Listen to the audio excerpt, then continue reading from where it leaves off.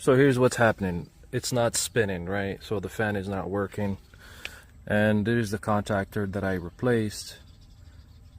Yesterday I replaced that the capacitor doesn't fit, but it's there. Should be working. So when I do this, override, it starts working, right? But the thermostat, there is nothing.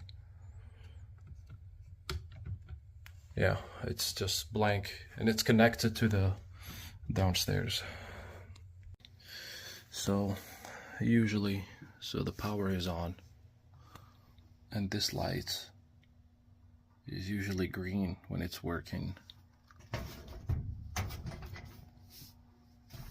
Yeah, I'm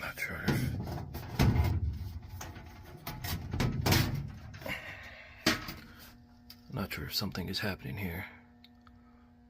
It's just there is a little buzzing noise that the power is running, but there is nothing really.